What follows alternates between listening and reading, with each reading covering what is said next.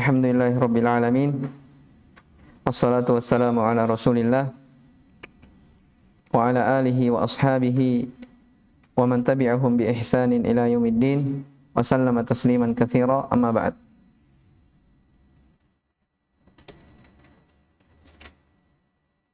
Baik, pada pertemuan sebelumnya kita telah membaca dan telah mempelajari muqaddimah yang ketiga sebelum masuk di Thalathatul Usul. Ya, kemarin telah kita sebutkan ya bahwasanya Al-Hanifiyah yang merupakan agama Nabi Ibrahim alaihissalam itulah tauhid. Anta'budallaha mukhlishan lahuddin. Engkau beribadah kepada Allah Subhanahu wa taala ikhlas untuk mengikhlaskan agama ini kepadanya. Iya. Telah kita sebutkan kemarin bahwa di sini hanya disebutkan tentang Nabi Ibrahim alaihissalam. Padahal tentang tauhid ini semuanya adalah ajarannya para nabi dan rasul. Kenapa hanya Nabi Ibrahim disebutkan? Siapa yang bisa jawab?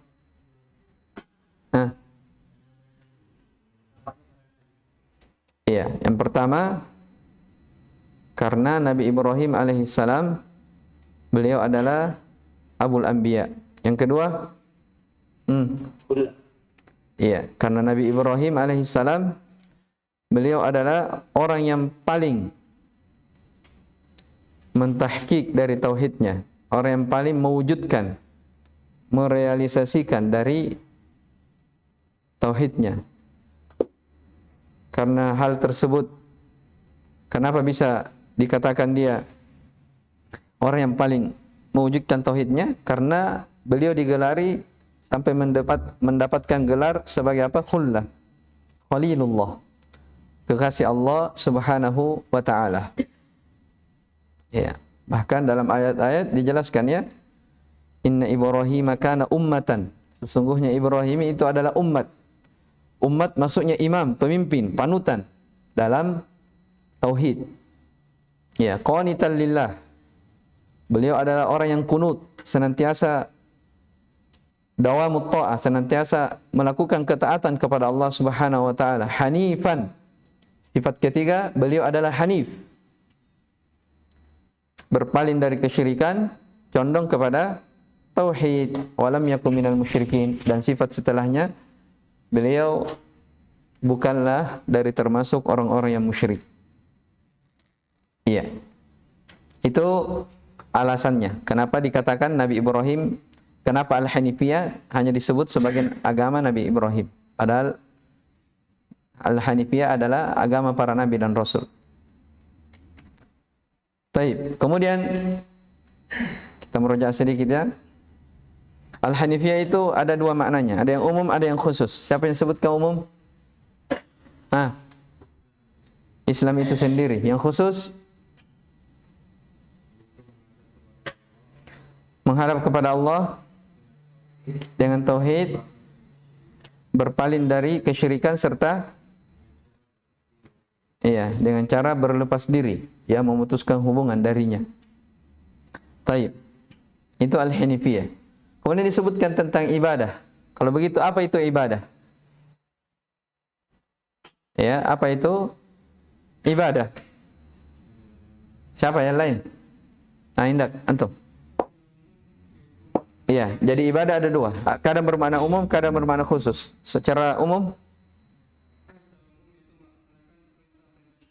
ya. Baik, barakallahu fiik. Melaksanakan perintah-perintah syariat yang disertai dengan yang digandengi dengan apa? Kecintaan dan khudu', ketundukan kepada Allah Subhanahu wa taala. Secara khusus, siapa? Tauhid itu sendiri. Saya mau tanya antum. Ya, tauhid itu sendiri. Sekarang Syekh di sini menyebutkan dalil tidaklah aku menciptakan jin dan manusia kecuali untuk beribadah. Wa makna ya'budun yuwahhidun. Dan makna ya'budun adalah apa? Yuwahhidun, mentauhidkan. Berarti beliau di sini sebutkan apa? Ibadah secara khusus karena tauhid yang disebutkan. Taib. Kemudian apa itu tauhid? Belakang, di bagian belakang, tidak ada yang menjawab. Tauhid.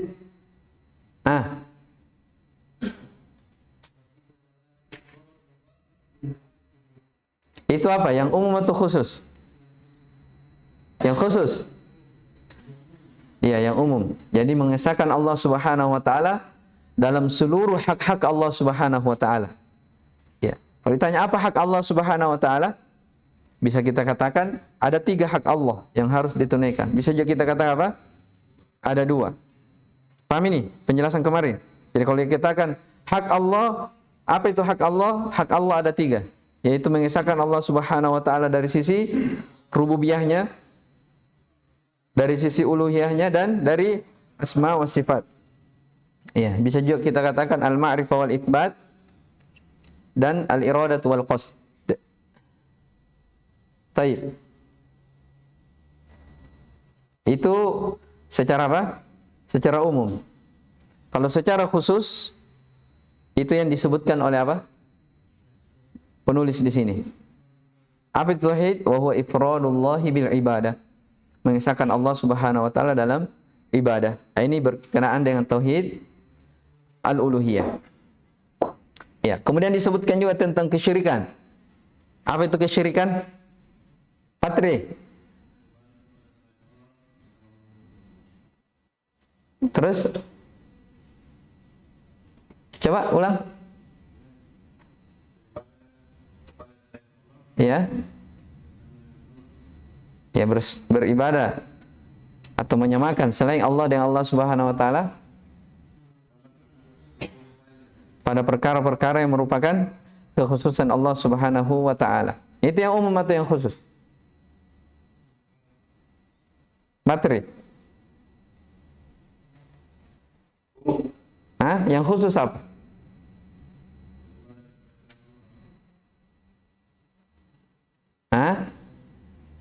Menjadikan sesuatu dari ibadah diperuntukkan kepada selain Allah Subhanahu wa taala. Yaitu kemarinnya dihafal-hafal itu supaya tidak bingung. Ya, jadi di sini kalau wa'adhamu ma nahaa anhu asyirku. Larangan terbesar yang Allah larang darinya adalah kesyirikan.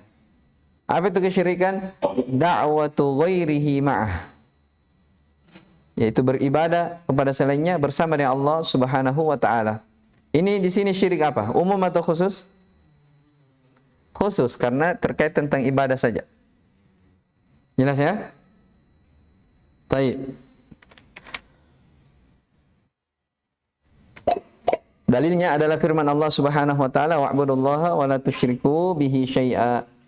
Yang kemarin telah kita sebutkan pelajaran besar bahwasanya dalam ayat ini ya disebutkan digandengkan antara ibadah dengan apa? Larangan kesyirikan. Ini menunjukkan apa? Bahwasanya menjauhi kesyirikan itu adalah syarat syahnya atau diterimanya ibadah tersebut. Ya. Kalau ada ibadah kemudian dicampuri, dinodai dengan kesyirikan, maka itu tidak ada artinya. Ya, walaupun ibadahnya sebesar gunung. Ya, makanya dalam Al-Quran dikatakan apa? Walaqad uhiya ilaika wa ilal ladzina min qablika la in asyrakta la yahbatanna 'amaluka wa la takunanna minal khasirin. Jadi para nabi saja diancam oleh Allah Subhanahu wa taala, telah diwahyukan kepada engkau ya Nabi Muhammad dan orang-orang sebelum engkau. Andai kata kalian berbuat kesyirikan, ya, andai kata engkau berbuat kesyirikan, maka akan terhapus dari amalan-amalanmu dan pasti kamu menjadi orang-orang yang merugi. Ini siapa? Ancaman kepada Rasulullah, para nabi. Bagaimana lagi dengan kita? Ya, maka itulah dikatakan sebesar-besar kewajiban, sebesar-besar hak Allah atas hambanya adalah seorang hamba dia beribadah kepada Allah Subhanahu wa taala murni mentauhidkan Allah, jauh dari kesyirikan. Baik. Qala al-muallif rahimahullahu taala fa idza qila lak mal usulul thalathatu allati yajibu 'ala al-insani ma'rifatuha faqul ma'rifatul 'abdi rabbahu wa dinahu wa nabiyahu Muhammadan sallallahu alaihi wa alihi wasallam. apabila dikatakan kepadamu, mal usul as-salasah, apa 3 landasan pokok, allati yajibu, yang wajib, ala atas, al-insan, bagi manusia, ma'rifatuha, mengetahuinya. Ya, apa 3 landasan utama itu yang wajib diketahui bagi setiap insan? Pertanyaan. Fakul, maka katakanlah. Ya. Ma'rifatul abdi rabbah, pengenalan seorang hamba kepada Rabb-nya. Ini sudah berulang di muqaddimah ya. Yang muqaddimah pertama kan arba'i masail. Al-ula al-ilmu. Apa itu ilmu? Ma'rifatullah, ma'rifatu nabihi, wa ma'rifatu dinil islami bil adillah. Sekarang baru masuk di intinya. Seorang hamba mengenal Allah Subhanahu wa taala, mengenal agamanya, dan mengenal nabinya Muhammad sallallahu alaihi wa ala alihi wasallam. Iya. Ini 3 hal. Ya, mungkin ada yang bertanya, apa dalil akan 3 hal ini? Iya. Dimaklumi ya, 3 hal ini juga yang akan ditanya di alam kubur oleh 2 malaikat. Makanya dalam hadis Asma bintu Abi Bakar tentang perjalanan manusia ya di alam kuburnya. Di antara potongan hadis itu ditanyakan ya, ketika manusia sudah berada dalam kuburnya, orang yang meninggal sudah pergi, orang yang mengantarnya, maka orang yang meninggal ini akan dikembalikan ruhnya kembali, akan didudukkan di kuburnya. Kemudian 2 malaikat bertanya kepadanya, ya, "Marabbuk?" Siapa Rabb engkau? Ya. "Wa man nabiyyuk?" Siapa nabimu? "Wa ma dinuk?" Apa agamamu? 3 pertanyaan. Ya. Dan orang bisa menjawabnya sesuai dengan pengetahuan dia terhadap, sesuai dengan ilmu dia terhadap perkara ini. Ya. Makanya orang-orang yang tidak bisa menjawab, dalam riwayat dikatakan orang kafir. Sebagian dikatakan amal munafik, adapun orang munafik dia hanya mampu mengatakan apa? Ha la adri. Saya tidak tahu, saya tidak tahu. Sami'tu an-nasa yaquluna syai'an faqultuhu. Saya hanya mendengar manusia berucap seperti itu, maka saya ikut juga mengucapkannya. Ya, makanya kemarin telah kita singgung bahwasanya dalam masalah ini, ya, dalam masalah tauhid ini, mengenal Allah, mengenal nabinya, dan mengenal agama Islam, tidak dibenarkan di dalamnya apa? Taklid, ikut-ikutan. Karena orang yang tidak bisa menjawab di alam kubur, dia mengatakan apa? Sami'tun nasa yaquluna syai'an faqultuhu. Saya hanya mendengar manusia berucap seperti itu, saya juga ikut. Berarti apa? Ikut-ikutan. Makanya harus ada apa? Harus ada ilmu tentang masalah ini. Baik. Disebutkan juga dalam hadis Al-Bara' bin Azib, ya, tentang 3 hal ini. Iya. Di dalam ayat Al-Qur'an, ya, di tepatnya di surah Al-Hijr, ya, Allah Subhanahu wa taala berfirman, "Wa rabbika lanas'alannahum ajma'in." Demi Rabb engkau, betul-betul kami akan menanyai mereka seluruhnya. Ya. Fa rabbika lanas'alannahum ajma'in. Demi Rabb engkau kami akan menanyai mereka seluruhnya amma kanu ya'malun. Tentang apa yang mereka perbuat, tentang apa yang mereka kerjakan. Ya. Di situ disebutkan dari penafsiran dari Abul Aliyah rahimahullahu taala. Jadi amma kanu ya'malun, kata beliau tentang apa yang mereka kerjakan, yus'alul ibadu yaumal qiyamati an khullatain. Seorang hamba pada hari kiamat akan ditanya tentang 2 perkara. Ya, tentang 2 perkara. Perkara yang pertama, amma kanu ya'budun, tentang bagaimana mereka beribadah, tentang siapa yang dia ibadahi.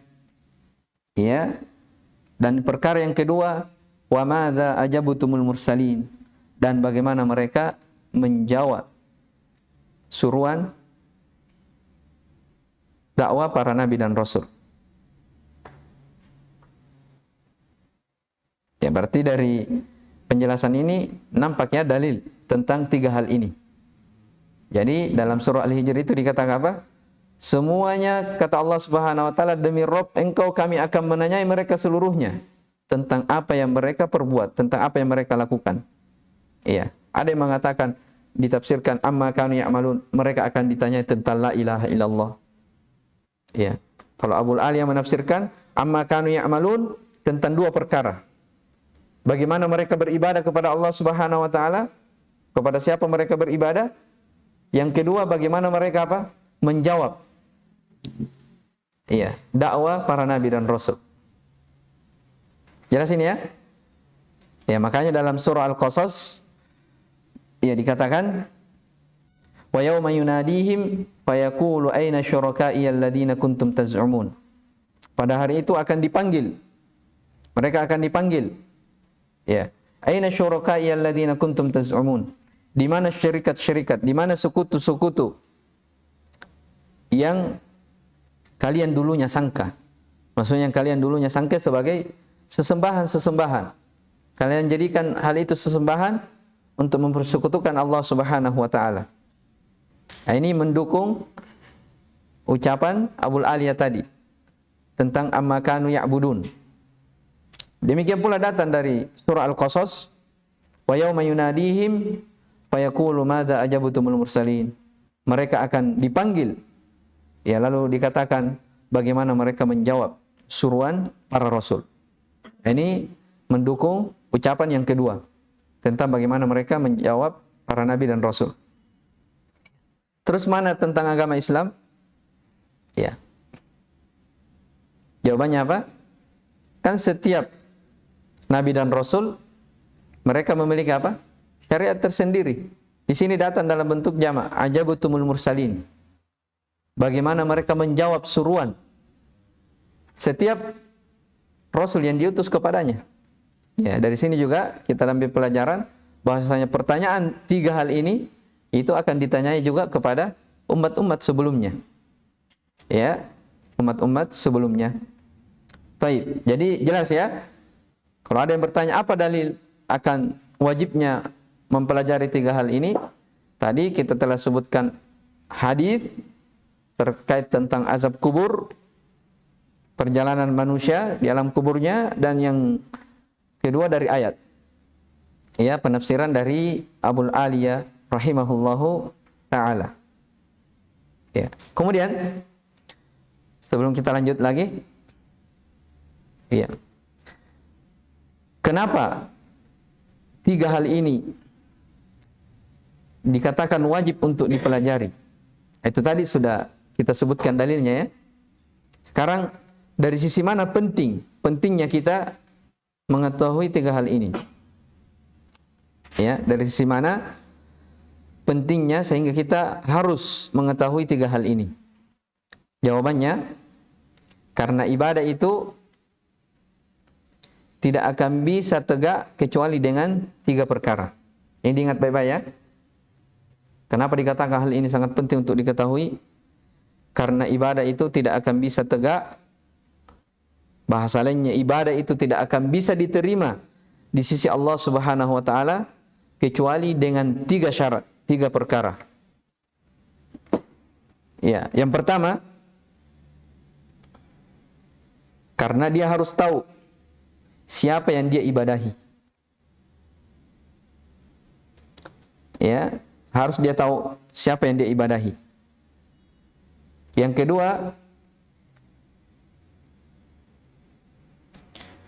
harus dia mencari jalan bagaimana cara beribadah itu. Harus dia mencari jalan bagaimana cara beribadah. Dan yang ketiga, harus dia mengenal siapa penyampai. Siapa yang menyampaikan dari perkara-perkara ibadah itu. dari perkara ibadah itu.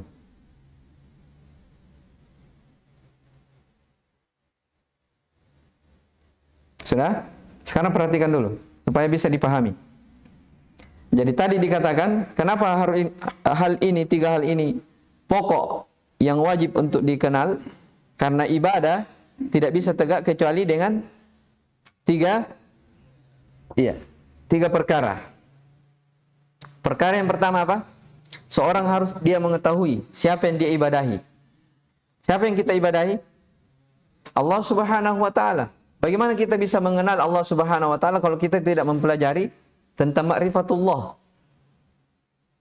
Jelas ini? Yang kedua, harus kita mencari jalan bagaimana cara beribadah. Iya. Ini terkait tentang apa? Syariat Islam. Iya. Tidak ada jalan, tidak ada thariqah yang benar dalam beribadah kecuali apa? Mencontoh dari Rasulullah, syariat Islam ini. Makanya kita diperintah untuk apa? Ma'rifatu dinil Islam, mengenal agama Islam. Ya, syariat Allah Subhanahu wa taala. Dan yang ketiga, apa tadi yang ketiga? Ya, dia harus tahu siapa penyampai.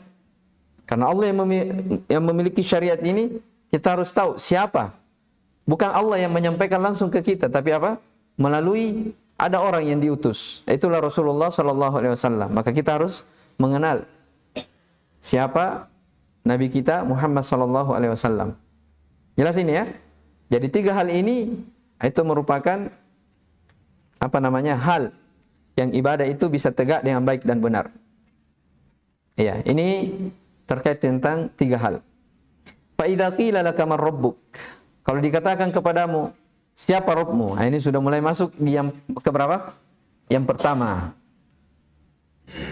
Faqul Rabbi Allah. Katakan Rabbku adalah Allah. Alladzi rabbani, yang telah mentarbiyahku. Mentarbiyah maksudnya yang telah memeliharaku. Wa rabba jami'al alamina bi ni'ami, dan yang telah mentarbiyah, yang telah memelihara seluruh alam ini dengan nikmat-nikmatnya. Ya.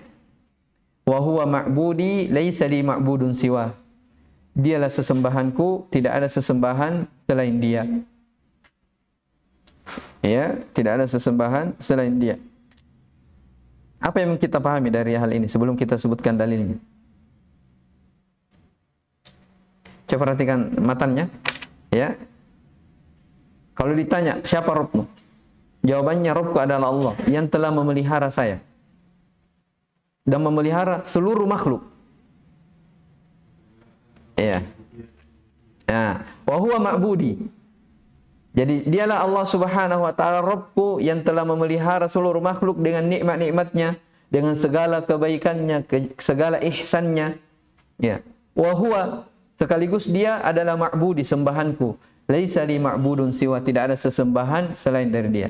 Di sini di potongan ini Syekh ingin memahamkan kita ya bahwa kalau kita sudah meyakini, kita sudah menetapkan, mengikrar bahwasanya dialah Allah Subhanahu wa taala satu-satunya yang mentarbiyah, yang mengatur alam ini, yang mencipta, yang memberi nikmat, yang memberi rezeki, maka harusnya dia apa?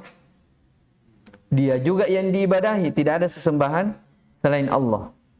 Jelas ini? Saya ulang, bahasa lainnya. Kalau seseorang sudah mengetahui tauhid rububiyah, dia Allah yang mencipta, yang mengatur, yang memiliki, yang memberi rezeki. Ya. Kalau kita sudah ikrar ini, sudah yakini ini, maka keharusannya apa? Kita harus meyakini dialah satu-satunya yang berhak untuk diibadahi, tidak ada sesembahan selain Allah Subhanahu wa taala. Jelas ini? Jadi pengakuan seseorang terhadap tauhid rububiyah mengharuskan juga dia mengakui apa? Tauhid al-uluhiyah. Jelas ya? Ya. Tapi ingat, pengakuan seseorang tentang tauhid ar-rububiyah itu belum bisa memasukkan seseorang ke dalam keislaman. Ya, kecuali harus ada tauhid al-uluhiyah. Kenapa? Orang-orang musyrikin, orang-orang Quraisy di zaman Nabi SAW, mereka juga mengikrar tentang tauhid al-ulu ar-rububiyah. Ya. Mereka tahu dialah Allah yang mampu menolong di kondisi sulit. Mereka tahu dialah Allah yang memberi rezeki, yang mengatur. Itu tidak ada yang mengingkari. Ya. Ya, makanya akan kita pelajari nanti ya di Qawaidul Arba. Ya, kesyirikannya orang-orang sekarang itu lebih parah daripada orang-orang dahulu. Terkadang kan seseorang di saat ini, ya, jangankan tauhid uluhiyah, rububiyah saja kadang cacat. Kadang kan mendatangi tempat-tempat, oh di sana banyak keberkahan. Kalau kita ke sana, ya mungkin kita aman dari bahaya, akan diperlancar rezeki kita. Ya, ada jimat-jimat, ini bisa membawa berkah, akan diberikan kita kesuksesan dalam hidup. Itu kan orang-orang yang mengingkari akan rububiyah Allah Subhanahu wa taala. Jelas ini? Iya. Berarti lebih parah dari siapa? Kesyirikannya orang musyrik dahulu. Ya, orang musyrik masih meyakini Allah Subhanahu wa taala yang mampu menolong hambanya. Oleh karena itu dikatakan dalam Al-Qur'an fa idza raqibu fil fulki da'ullaha mukhlishina lahuddin. Orang-orang musyrikin ketika mereka berada di atas perahu, da'ullaha mukhlisin. Dia mampu berdoa meminta dengan ikhlas kepada Allah Subhanahu wa taala. Jelas ini? Ini di kondisi apa? Di kondisi mereka gawat. Karena kalau tenggelam kapal, dia yakini tidak ada yang bisa menolong kecuali apa? Allah Subhanahu wa taala. Jadi dia lepaskan semua itu, patung-patungnya, berhalanya, tidak ada. Iya. Tapi ya, falamma najahum minal barri idahum yusyrikun. Ketika sudah diselamatkan oleh Allah kembali ke daratan, iya, kembali melakukan kesyirikan. Menunjukkan apa? Mereka sangat mengetahui, meyakini tentang tauhid ar-rububiyah. Tapi bersamaan dengan itu, mereka tidak mau meyakini tentang tauhid al-uluhiyah. Jelas ya? Baik, nanti kita ini lagi lanjut di pertemuan setelahnya insyaallah taala. Kita belum baca dalilnya tentang dalil ini. Jadi insyaallah kita ulang nanti di idza qila laka man rabbuk. Baik. Ila huna barakallahu fikum. Hadza wallahu alam subhanakallah bihamdik asyhadu an la ilaha illa anta astaghfiruka wa atubu ilaik walhamdulillahirabbil alamin.